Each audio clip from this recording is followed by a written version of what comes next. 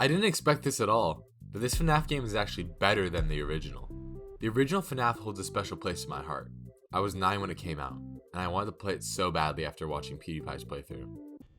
Oh god, 2 is missing now. Where?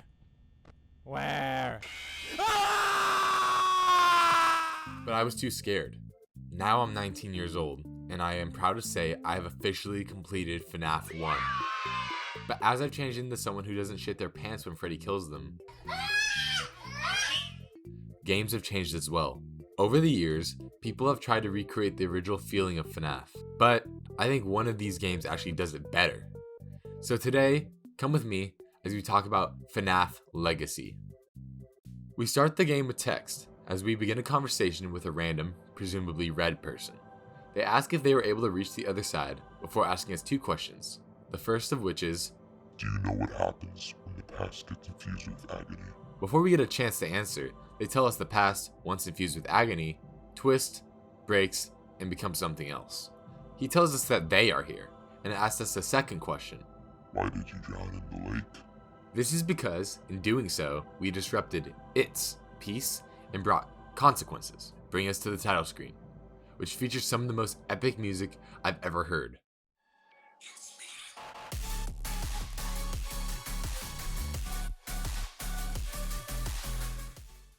After pressing new game, we are introduced to a cutscene of also epic proportions. I will say this game does cutscenes and graphics extremely well. All of these scenes look extremely good and set the game's environment very well. We walk inside the pizzeria and make our way through the building before reaching a closet, office. I'm not exactly sure what this is, but we have a terminal right in front of us, a door to our right, and the ability to hide. On the terminal, we can find a log called Disappearance. In it, we learn that after someone named Charlie disappeared, Fredbear's family diner was shut down. But we have bigger problems on our hands than someone named Charlie. Our goal for this minigame is simple. Download the phone call by holding a big button and waiting. But it's not that easy. To the left of the terminal, you will see we have a TV that constantly flicks through cameras, and our favorite bunny is moving around. Every once in a while, Bonnie will come in to check on us. When we hear the door open, we must hide. A little bit.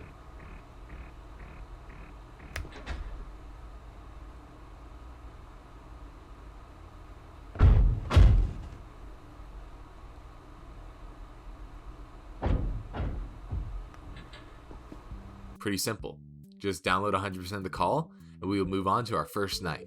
The night sections have us in the classic FNAF office, but something is very different. We are equipped with a maintenance terminal and a camera tablet.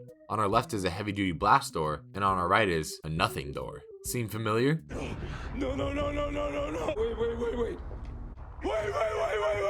The phone guy, Michael, welcomes the night guard, Daniel. I just real quickly want to clarify that this is not us. We are not Daniel.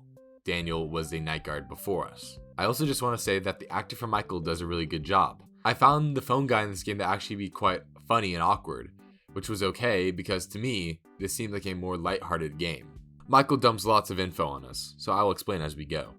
Our terminal has 3 functions: resetting cameras, sounding the fire alarm, and sealing vents. He then introduces Night 1's only threat, Bonnie. Bonnie will start on the stage before beginning his journey to the office and attacking your right door. He will enter your office and just stand there. Once you smell his stank breath on your face, you have to press the fire alarm to scare him away. Because this night was basically a glorified phone call, after this attack it ended for me, taking us to the night select screen. This is also a feature I found to be quite cool. Having each night be its sort of chapter that you can play was unique, as I'm used to games being where once you beat a night, you can't access it again. But anyways, since we have now completed chapter 1, a silent breakthrough, let's move on to the second shift, a distant groan. We are instantly thrown into the pre-night minigame. We receive another log titled Opening, which seems to come from an employee who's excited to work on the animatronics, as they have a free roam technology. Again, we must avoid Bonnie, and we can begin our second night. Michael tells us he's surprised we came back, and that our backstage camera doesn't work. This simply isn't true. He then lets us know about Chica. Chica is the easiest animatronic in this whole entire game. Her mechanic is that she starts on the stage and makes her way to the kitchen. Once she's in the kitchen, she'll start making loud ass noises until we can ring the service bell, kicking her out.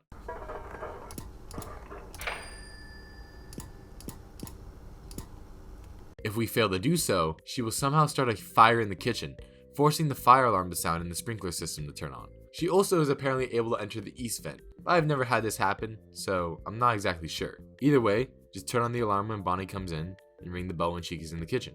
It's that easy, and we can begin our third shift, Laughs from the Den. I actually forgot to record the pre-night minigame, so I'm just going to go over the log since it's the same game as the last 2 nights. The log states that over 70 complaints have been filed because the food smells bad, and that the employee will quit if William makes him clean the kitchen one more time. I don't really know what the significance of this log is, but we'll just take this with a grain of salt and move on. The game has been honestly boringly easy up to this point. Chica and Bonnie are not really threats together, but night 3 introduces a big jump in difficulty. Michael congratulates us for not quitting. He explains that tomorrow we're receiving a shipment of old animatronics that Mr. Afton ordered. I'm sure nothing could go wrong with that. On this night, we're introduced to Freddy. Freddy will stay on stage until he decides he wants to go and kill us. He will alert us of his intentions by saying, once we hear this, we have to scour the cameras until we find him and flash him with a big bright light. Not too bad. But well, I actually started dying on this night. You see, Bonnie actually has far more abilities than we were told. When in the dining room, instead of going to your right door, he can actually go to your left door by going through the vents in the arcade room. When this happens, you simply need to shut the door on him. The real issue is that Bonnie takes 10 fucking years to leave your office on this night.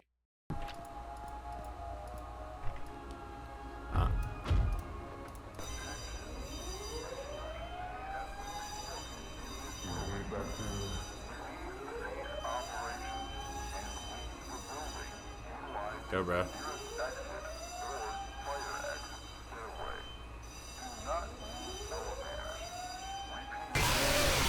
Like, what? He takes so long that you're basically dead if he attacks you with Freddy, which he just loved to do to me. I mean, it really just seemed unfair. Are we meant to pray that Bonnie won't attack us when Freddy needs to be found? Well, my dear viewer, it is unfair. Not because we have no defense, but rather we were not told we had them. You see, Bonnie has a secret third mechanic. When a cam is on him but not up, he cannot move. How we were meant to deduce this, I'm not so sure, as Michael tells us that leaving the camera on Bonnie causes him to break it, which is what we don't want, so I've avoided leaving my camera on him up to this point. But if we ignore this information and leave our camera on Bonnie, only flipping up to find Freddy or kick Chica out of the kitchen, we can defeat Night 3 no problem. Night 3 actually contains a post-night minigame.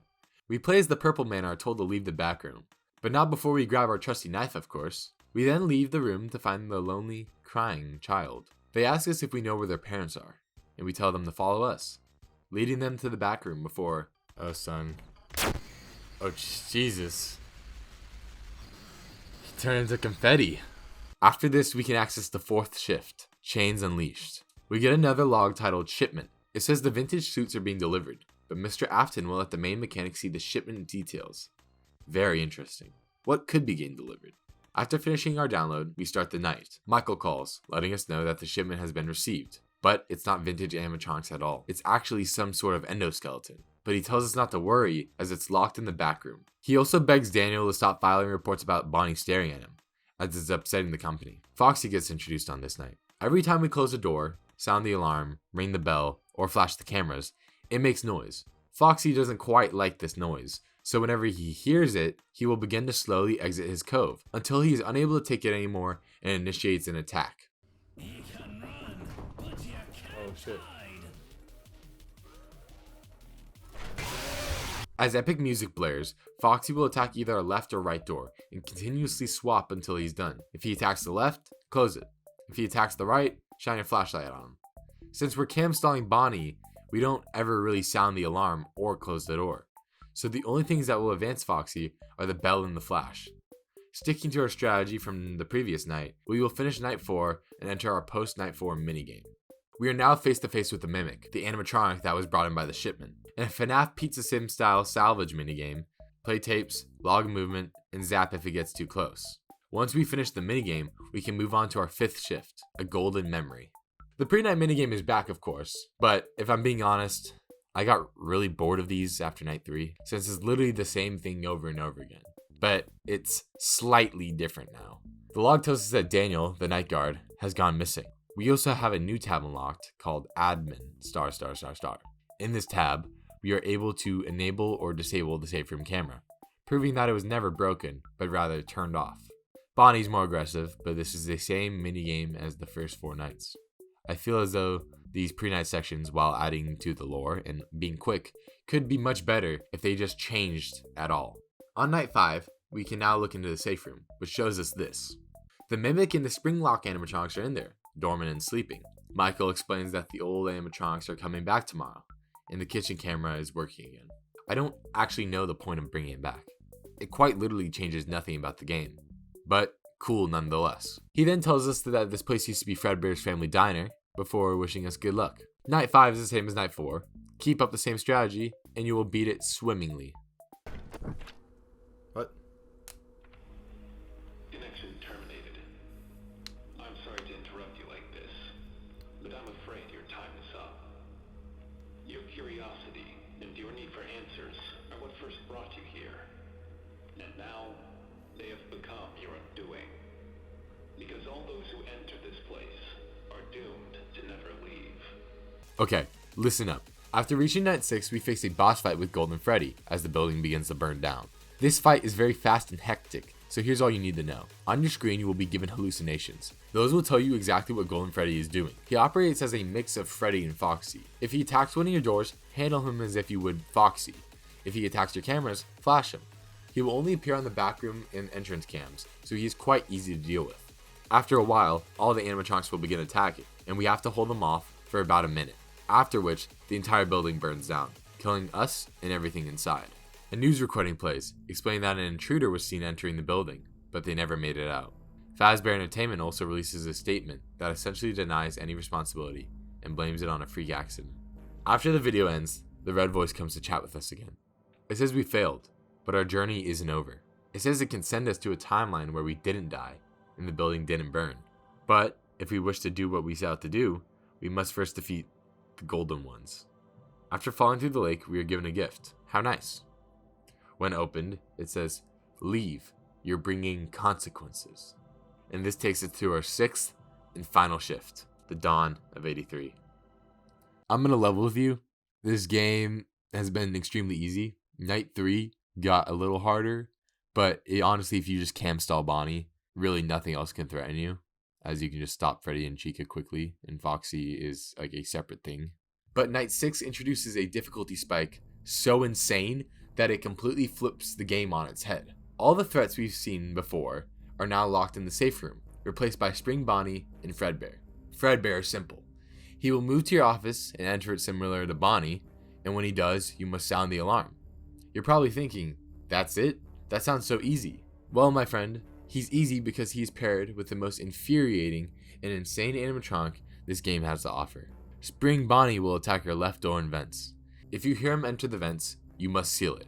If he comes to attack your left door, you must flash him with the camera light to send him back. Otherwise, he'll get to your office. If Spring Bonnie is to reach your left hallway, he will never move back.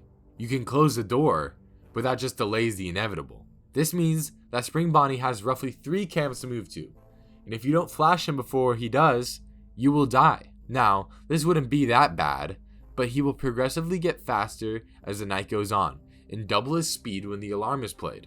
With how aggressive Fredbear gets on this night, your alarm will be on quite often, meaning Spring Bonnie will turn into the Flash. I have no idea how I beat this night. I quite literally just played the alarm, shut the left door, and prayed.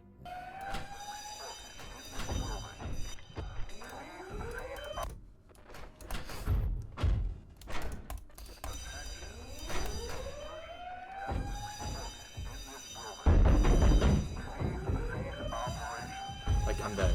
I can't.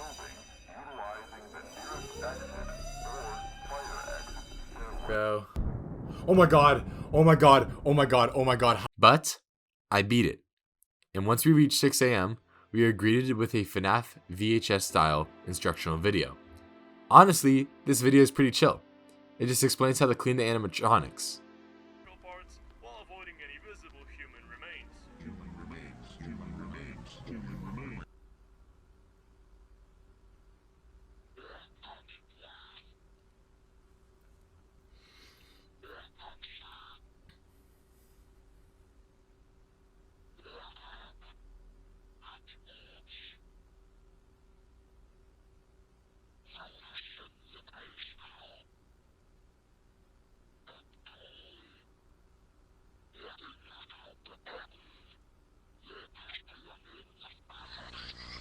Okay. Well, after finishing that video, we have one last conversation with the red voice. It asks us if we're satisfied before telling us the future is stirring. Our job isn't done yet, and new doors are opening with old masks. We then dive back in the lake to cherish the legacy. We get one last gift after diving that says, every ripple is a year you can't take back. That concludes FNAF Legacy. This game takes place after the Old Man Consequences ending of FNAF World, I assume, where we drown in the lake. This causes timeline issues, and we get put into some alternate world where someone, presumably Old Man Consequences, tries to help us. We find calls meant for the night guard who disappeared before we got here, Daniel, as well as logs from employees. We complete 5 nights, but fail our mission by dying to Golden Freddy, after which we are dragged out of the lake by the old man. We go back in to see what would have happened if we didn't die, and we defeat the golden ones, completing our objective. Pulled out of the lake again, we are told there is much more work to be done, as the future has been changed by our actions, and we dive back in to continue our journey. This is what I was able to piece together from my playthrough and info on the game's page. This story kind of confused me. To me, it seems like we came after Daniel, which is why the backstage camera works for us, but the phone guy says it's broken on night 2. But if this is true and the calls were from a week before, why do the spring lock animatronics and kitchen camera all get fixed when Michael say they do? FNAF Legacy seems likely to receive a sequel, so maybe this will get cleared up. I also may have missed some details on the story, so let me know if I'm wrong about anything. Overall, this game is a blast to play. The cutscenes are awesome, the graphics are awesome, the gameplay is awesome, everything is awesome. The only thing I didn't love about this game were the pre-night minigames, which I felt were repetitive, and the fact that once you figure out the strategy, you stop feeling stressed out. I only died 12 times on my playthrough total, most of which were due to not knowing what animatronics did and the dramatic ramp up in difficulty on night 6, but those are super nitpicky gripes. For the playtime, I don't think you can find much games better than this one, and I cannot recommend this game enough. And while I think nothing can truly replace the cultural icon that was the first Five Nights at Freddy's, I believe that this game does an amazing job at recapturing that feeling while staying unique and different from the original. But that's all our time for today. I just want to thank everyone for the overwhelming support on the Midnight at Star Stage video. I did not expect it to get that much attention, and all your comments truly meant a lot to me. I really enjoy making these videos, and I plan to keep uploading and improving every time. I already have another video in the works, so make sure you subscribe so you don't miss it. I also wanted to give special thanks to Dragon Master 6 for recommending that I play this game. If you have any feedback or suggestions for games I should play, please leave a comment. I'll try my best to reply to everyone ASAP. With that being said, thanks for watching. I've been Cellar Kid, and have a good rest of your day.